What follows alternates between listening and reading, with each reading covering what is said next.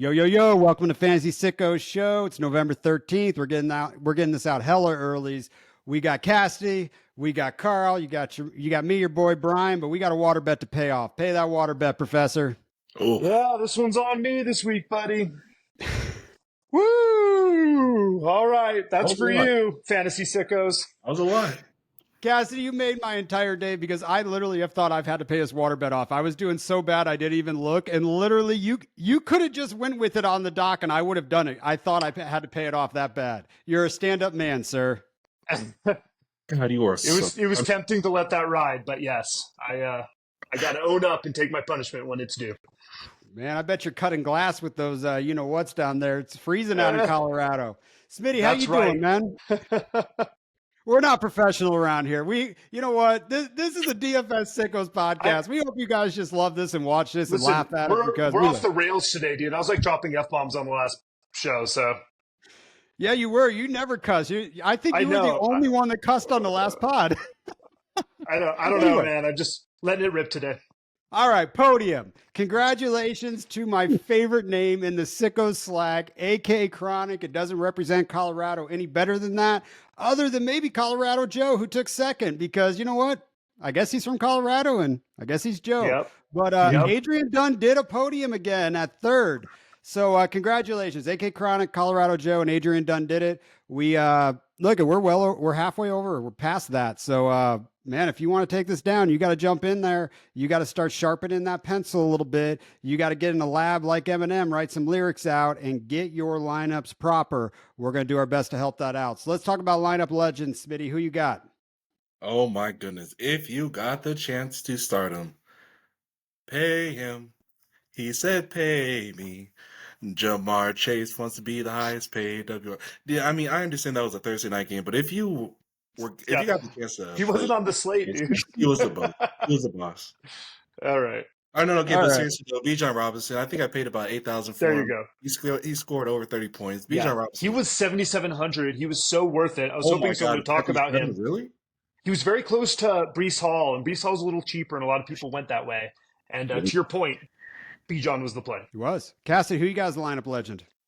You know, I'm going to give credit to my boy Justin Herbert. I liked his price at 5,200. I locked him in everywhere, and he got 20 DK points, man. And if you can 4X on a cheap quarterback, you can do a lot of fun things with a quarterback with your lineup. So Herbert was a legend for me in week 10. God, I loved that play. I really wish I did it. That offense is starting to actually throw the football a lot, and it's not just starting. It's been now for weeks. They're not a running football team anymore. But my lineup legend, look, I talked about on the last pod. We've got Calvin Ridley in the lineup here, more than 4X, $5,700 you paid for him. He put up almost 26 points in your lineup. That's what legends are made of. You know, anytime you get a player at, under 5,500, under 6,500, that's going to go out there and get you 26. That's going to open up that entire lineup. I was actually very nervous, so congratulations. Yeah, I know. I could have pulled the trigger on him either, and yeah, man, he proved us wrong. So Smitty and I did on the Dynasty pod the strength of schedule moving forward and kind of trade targets, things like that. And the Tennessee Titans have the best the best strength of schedule against four wide receivers moving forward. Look at those championship weeks. I got a feeling that there are going to be some Titans in those lineups, even though they could score with a crappy quarterback. So with that, who are our lineup losers here, boys? Saquon Barkley was so expensive, dude. $8,300 for only 9 points. Oh man, I mean, I was just so excited by the backwards hurdle. I should have relaxed a little bit. Yeah, Saquon Barkley won my Hemi Award 2 weeks in a row, but he let you down last week if you played him. Justin Jefferson, I couldn't build a lineup without him. I wanted him everywhere. The matchup looked so juicy. Jacksonville, literally the best matchup you can get as a wide receiver. They're the worst against wide receivers in the league. Justin Jefferson is in the conversation as the best wide receiver in the league. $8,800, 9 DraftKings points. Lineup loser. I can't even disagree with that because I never go up there and pay for the top dog at some positions sometimes. And I paid up, man. I was all in on JJ. We were hyping him big time. So I'm just going to piggyback off that. That was a horrific performance. And he did that. I think I said on this podcast that he's going to go out and show why he's wide receiver one off of what Chase did on Thursday night. Nope. Yeah. Absolutely wrong. So let's attack the matchup. We'll stay with you, Cassidy. Sure, I'm liking that Seattle San Francisco uh, matchup. We've got Seattle going to San Francisco. It's a great game environment. These are both fast-paced, high-scoring teams. There's a lot of really nicely priced um, plays on the slate in that matchup. Yep. I love that. I totally got one of each. Yeah, I love that. Yeah. So since we're doing this, I'm hold on. going to Since we're doing this early, everybody, let me just say this. Since we're doing this early, we're not reading off our lineups today. We're giving you ideas, games we're attacking, things like that, because we haven't dialed it in. But just keep that in mind as we're talking about this, Smitty. Right. Okay, that's right. I went ahead and attacked the Rams versus Patriots because that Patriots defense is not impressive. At the same The time, Rams, huh? You don't say. yeah, I'm pretty excited for that matchup. I mean, honestly, I'm excited. That's all I'm gonna say. I'm excited. I I'm just think it shocked you could be picked the exposed on Rams. both ways, especially in the air against the Rams and kind of everywhere against the Patriots. You might see some big points from big time players, maybe even It, some of the cheapest players. Could have I'm obviously not surprised that you picked the Rams matchup, but I will say, man, Drake May, he's been impressive to watch. There could be some big points coming out of New oh yeah, England unexpectedly. Is oh yeah. Drake May or is Bo Nix a better quarterback? Because they're both in I really like to watch them play category. Yeah, we've seen I think more out of Knicks at this point. Obviously, he has played a few more games. I'm a little more impressed with Knicks, but dude, first week they threw Drake May in, I was like, hello, he lit it up. Yeah. Yeah, and I'm gonna go with May as well, just because I feel like he has a significantly worse offensive line, significantly worse Yeah, weapons. Like that's he's true. doing a lot with. Yeah, worst coaching stuff. You know, both of those guys are like, it is fun to watch them out there, scrambling to keep plays alive and actually making it happen. Sometimes it's cool. I think that Bo Nix is a better quarterback, but for fantasy, I think Drake May, the maniac, literally has the ability that he's just going to go manhandle a game. Like literally go get it. Doesn't matter the Josh Allen in him. So I love both of those guys. But here's a game that's interesting to me that I do want players in, but it's going to be really difficult because you got to figure out which Detroit Lion that you really want to play here. Because Detroit's going up against Jacksonville. Jacksonville's got a backup quarterback, so it might be hard to bring back this stack. But if you look at the running backs, I mean, pick your poison. You got to pick a wide receiver. Jared Goff has been so boom or bust. When that guy's on, he's on, but then they're going to do special plays and let wide receivers throw touchdowns. So you just got to kind of, plant your flag in there. But I want everything to do. My lineup will have one running back in there between Gibbs and Montgomery. It's Yeah, not even a question. It just depends on where I want to pay up because this could be a David Montgomery just this kind of run feels down like the a clock. Monty game. I was going to Yeah. say that, Monty's cheaper, and he's the grinder. He's the guy that they're going to give it to kill the clock. He's 6,000 by the way, and he's not in my cash locks later on, but I think he's worth bringing up. Yeah, Montgomery 6,500, but he is in my 65, lineup right okay. now. Yeah, as of All right. now, that's where I went. We talked a little bit about Bo Nix. You guys want to talk about Audric Estime at all? Is he a play this week for anybody? I'm scared, but yeah, he's on the table. He's They play in the $4,500 Falcons. right now, Woo, and 4,500. he put Javonte Williams on the bench, and I think he got 12, 13, 14 touches. Like I told you boys last week, there was rumble in about him taking that over, and I think he took it over. So this might be a cheap play. Who are some other cheap plays for you guys that you think you should attack right now? You know what? No one's gonna do this because it's so cheap and goofy. But Keishawn Butte, 3,500. Rams, no type of secondary. Eh, I'm just gonna throw it out there. I'm just gonna throw it out there and see what you want. 3,500. Keishawn Butte, just a punt play. I mean, he's gonna make his money. That's for sure. That sounds nasty. Oh man, I'll give you another nasty. Cassidy, would you play Noah Brown this week, or would you play Kiki Boutte? I think I'd go Butte on that one. I think he's a better prospect. But I've been wrong about Noah Brown all year. He's got some big games under his belt. Yep, he doesn't have the Derek Carr effect. He seems to actually ball out when he should go out and ball out a little bit there. All right, so let's jump in. Sorry, let me pull back up this doc here. So let's jump into what did we learn last week? Cassie, I want to stick with you. I like yours. Sure, it's why I'm soaking wet. I just wanted to say beware of last minute tinkering. That's what I did. I thought I had my lineup set, and right before the games kicked off at 11, whatever, like 10:50 on Sunday morning, I tried to get cute and downgraded my flex to get up, in quotes, from the Patriots to the Bears.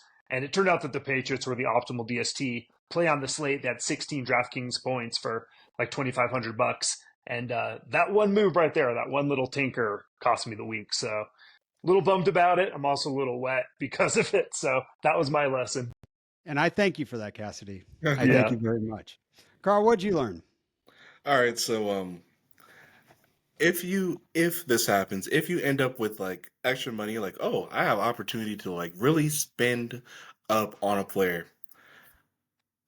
My most expensive player was Saquon Barkley. I'm still very pissed off about that. So next time, I think if I really want to get the most out of my money, because like you mentioned, Estimate, that's a great play at running back. I mean, whether the match is great or not, that price is amazing.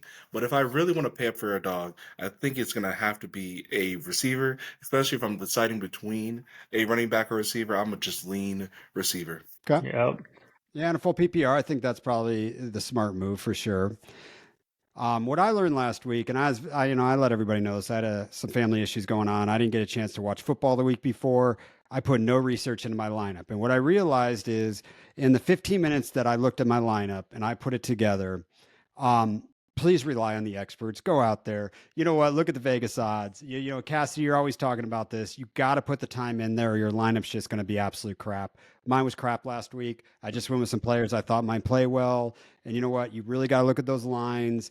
You got to put the research in. You got to listen to podcasts. You got to pull up the Ballers DFS site. I mean, whatever it is, you got to put some time into your lineups. And there is no winging in this game of fantasy football, unless you auto draft and win in a redraft, which seen it happen too many times, boys. Because fantasy football is for stupid people who won't be sad, right, Cassidy? Yeah. That is correct. That was a nice little shout out to the league. You could take what you learned and flip it on its head and say, well, we've got a pretty sophisticated league here that knows what they're doing, so you're not going to get by, cutting corners. Got to do the work. Yep. So let's give the people some work here. Let's talk about some favorite plays of the week. I know we mentioned some that might be some wild cards, but let's really get at it. So Cassidy, who do you got? If you want to talk anybody else that you don't have on here as well, go for it.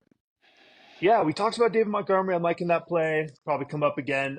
At a glance, I really like Bo Nix's spot. He's 6,200. That's pretty cheap. He's up against Atlanta. That's a good matchup. We know that they're going to put up points, so it feels like a good game environment. I like Devon Achane versus Las Vegas. He's $7,200, but that is just an abysmal run defense, and Achane's been getting a ton of work. I like that one a lot. But my cash lock of the week is Jawan Jennings, man. AKA Brandon Ayuk light, right? Or maybe he's like he might be better than Brandon Ayuk. I don't know. Ooh, but spicy.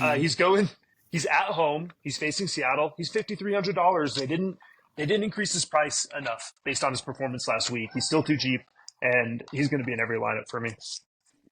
Yeah, I think that's going to be pretty chalk this week. He's in my lineup as of right now. I feel like that's chalk, and it's one of those chalks I think you always talk about, Cassie, where like in a 12-person or how many people are joining this week, like you got to throw him in there. He's not going to hurt you because everybody else is, right?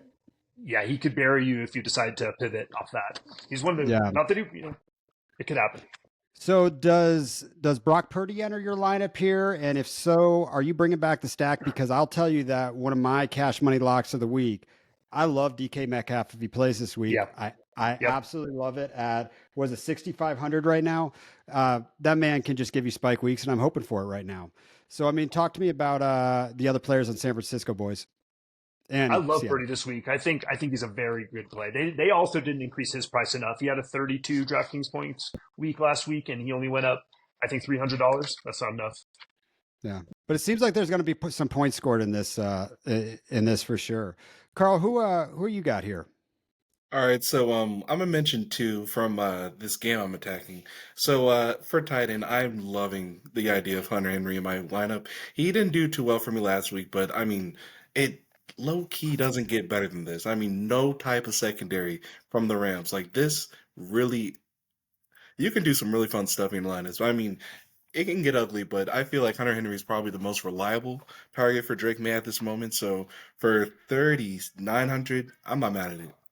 And I'm also going to say the Rams defense because Jared Verse is almost leading the league in sacks. This offensive line, the Patriots offensive line, awful. There will at least be 2 or 3 sacks. There will at least be a sack, right? Probably 2, but what I'm saying is this. For 3,200, that's really not a bad play defensively, especially a You know there awful team. there's 14 other games this week other than New England LA, right? I don't know. It's just something about how crappy this is that just seems like there could be a lot of points. Fantasy was. I don't know. I'm expecting a fantasy game. That's what All I'm. right. Since he's talking about that matchup and he doesn't want to get off the Rams, can I bring up stone cold minimum? You need to have steel underpants and balls of steel to play this. But actually, to think, I'm really tempted to do this. This is for you, Smitty. Last week, I think we saw Davis Allen overtake Colby Parkinson as the Rams tight end 1. He is the stone cold minimum, dude. He is $2,500. You can throw him into your lineup, and who knows what else you can do? You know, I mean, he could be the key that unlocks the slate. So if you're feeling brave and you just want to get that heart rate up and feel some excitement on Sunday morning, yeah, man, Davis Allen might be the guy for you. Is this the equivalent of dropping a waiver wire, a landmine on the waiver wire for Smitty here? I don't know, dude. I think I might be playing him. I was hesitant to bring him up because I really think this might be a key to the slate. But if you're tuning in, you're listening to the podcast, you deserve to know we've got a stone cold minimum tight end that scored 8 DraftKings points last week, and I think he's viable. Yeah, there's one more tight end I do want to talk about, and just going back over the last couple of years, something that I've realized is when the Buffalo Bills are playing, you might think 86 is catching the ball, but it's really 88. And that 88 is Dawson Knox. And Kincaid's banged up right now. And I'm not convinced that Josh Allen doesn't like Dawson Knox more. Like he when he's on the field and Kincaid's not, he finds a way to get him the football. So if Kincaid's not in this game at 35, I think it's 3,500. Dawson Knox, I think, is a really good play. Or the other side we talked last week, Juwan Jennings. You know what? Who the hell is Derek Carr going to throw the football? But this podcast has a rule that no player attached to Derek Carr will ever enter lineups again. Can't do it. Yeah. So any other positions you want to talk about? Like, who would you pay up for? Like, you paying up for Lamar Jackson this week? You paying up for JJ this week? Who would you pay up for, boys? Yep, 7,900. Yeah. I was going to say, if I am paying up, contrary to what Smitty learned this week, I like the high price running backs. I think there's some really great price points in the mid-tier wide receivers. What about George Pickens? Are you going to ride the hot hand? Because I feel like I'm going to need to ride the hot hand. This boy's on fire, and he's 7,000 right now. And I will tell you, he's in my lineup as of right now. I'd do it if I can afford it. Ooh, I can't wait to hear your lineup. All right, man. You guys got anything else you want to talk about? Any other players? Any other tips? You want to give another poem here, Cassidy, or sing another song, Carl? You know what? I'll tell you guys. I podcast from my basement, and I am freezing. so maybe we should call it. All right. Good luck this week. Everyone, get your asses in here, and let's get as many people in here as we can. Cheers, guys. Always a pleasure. Later.